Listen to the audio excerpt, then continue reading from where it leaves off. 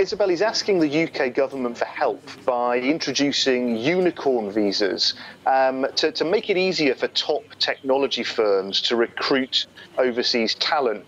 You know, unicorns become the name that many people use to describe technology businesses that have been valued at over $1 billion US. Deliveroo's obviously reached that status pretty quickly, having only started in 2013.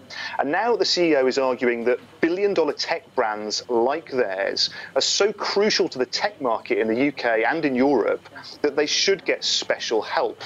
You know, for an industry so reliant on overseas workers, it's not unexpected to see big players like Deliveroo doing, frankly, whatever they can to try and make sure that Brexit doesn't damage their growth prospects. And then staying in the UK, we're hearing the ride-sharing service Uber is taking legal action against the Mayor of London. What's all that about? Yeah, well, the group taking the legal action are claiming that the congestion charge planned for April is discriminatory because 94% of them are from Black, Asian and other minority ethnic backgrounds.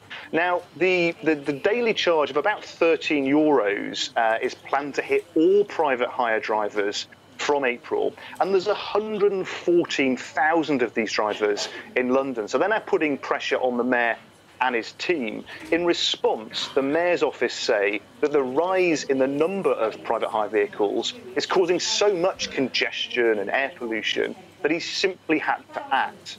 You know, it's not easy to predict a winner in this conflict because you've got two sincere and important concerns, but on both sides, they really believe they have the moral authority to win. And finally, Guy, the yellow Nesquik plastic container is to be replaced. And this seems to be part of a wider movement, doesn't it, to tackle food packaging waste? It does. Huge movement. You know, Nestle is pledging to make 100% of its packaging reusable or recyclable by 2025. And they've placed particular emphasis on plastic waste. You know, we've had pressure from activists and governments, and they've created a huge amount of effort actually that's been underway by established brands to try and clean up their act. But it's also driving innovation right across Europe too, from smaller businesses. We've got new startup firms who are looking at things like how to recycle cell phones. All sorts of products now are being looked at about how we can really protect the environment for the future. You know, most people agree this is a positive start, but with 50 million tons of plastic being used for things across Europe every year and 40% of it only being recycled, clearly there's a long way to go.